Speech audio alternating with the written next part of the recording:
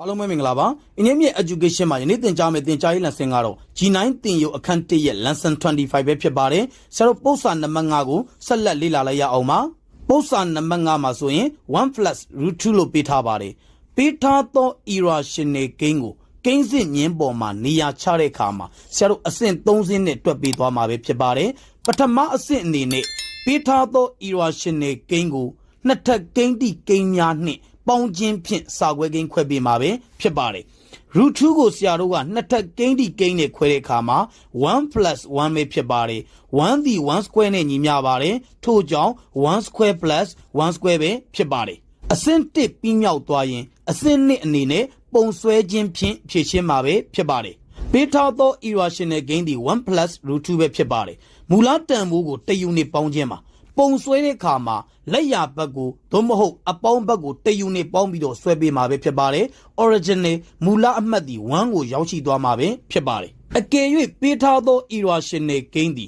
2 plus root 2ဆိုရင်မူလတန်ဖိုးကို2 unit ပေါင်းခြင်းမှာဆရာတို့က2 unit ပေါင်းခြင်းဖြင့်မူလအမှတ်ကို2မှာသွားထားမှာပဲဖြစ်ပါတယ်။ဒီသဘောတရားကိုနားလည်ထားရပါမယ်။1 unit ပေါင်းခြင်းဖြစ်သည့်အတွက်1ကိုဆရာတို့က original အမှတ် O လို့သတ်မှတ်လိုက်ပါတယ်။1ကနေဆရာတို့အလျား1 unit သွားပါမယ်။ downlight 1 unit သွားပါမယ်။1ကနေ1 unit သွားမှဖြစ်သည့်အတွက်အမှတ်2ရဲ့နေရာလေးမှာဆရာအမှတ် A လို့ပေးလိုက်ပါမယ်။အမှတ် A ကနေပြီးတော့1 unit ထောင်ပေးမှာပဲဖြစ်ပါတယ်။အမှတ် A ကနေ1 unit ထောင်ပေးလိုက်ပါပြီ။ထိုအမှတ်ကိုဆရာတို့က B လို့ပေးလိုက်ပါမယ်။ထိုအခါOB ကိုဆက်သွယ်ပေးမယ်ဆိုရင်ဆရာတို့လိုချင်သောတောင်းမှန်တတိကံကိုရရှိမှာပဲဖြစ်ပါတယ်။ O နဲ့ B ကိုဆက်သွယ်ပေးလိုက်သည့်အခါဆရာတို့လိုချင်သောတောင်းမှန်တတိကံ OAB ကိုရရှိပါပြီ။ထိုတောင်းမှန်တတိကံမှာတောင်းမှန်ကံအနာ OBE တန်ဖိုးကိုရှာပေးမယ်ဆိုရင်ဆရာတို့လိုချင်သော irrational gain ကိုကိန်းစစ်မြင်းပေါ်မှာနေရာချပြီးသားဖြစ်သွားပါပြီ။အဆင့်1ပြီးမြောက်သွားရင်အဆင့်3အနေနဲ့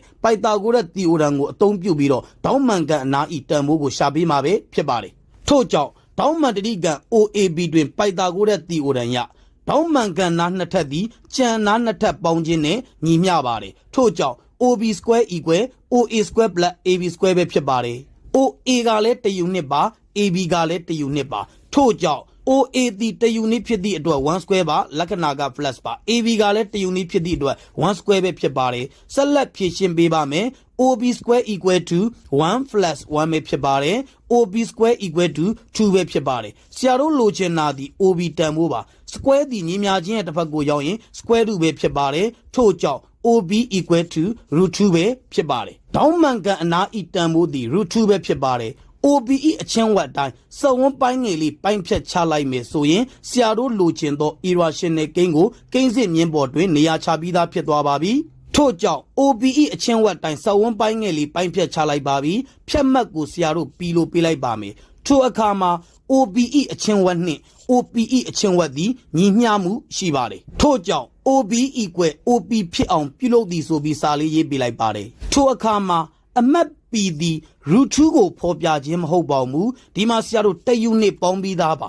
ဒီဘက်မှာ OP သည် root 2ပဲဖြစ်ပါတယ်ထို့ကြောင့်အမှတ် P သည်1 plus root 2ကိုဖော်ပြခြင်းပဲဖြစ်ပါတယ်ဆရာတို့အဖြေလေးထုတ်လိုက်ပါပြီထို့ကြောင့် P သည် irrational gain 1 plus root 2ကိုဖော်ပြသောအမှတ်ဖြစ်သည်လို့ရေးပေးလိုက်ရင်ရပါပြီယနေ့သင်ကြားပေးခဲ့တဲ့သင်ကြားရေး lesson ကိုနားလည်လိမ့်မယ်လို့ထင်ပါတယ်အားလုံးကိုကျေးဇူးတင်ပါတယ်ရှင်လန်းချမ်းမြေ့ကြပါစေဗျာ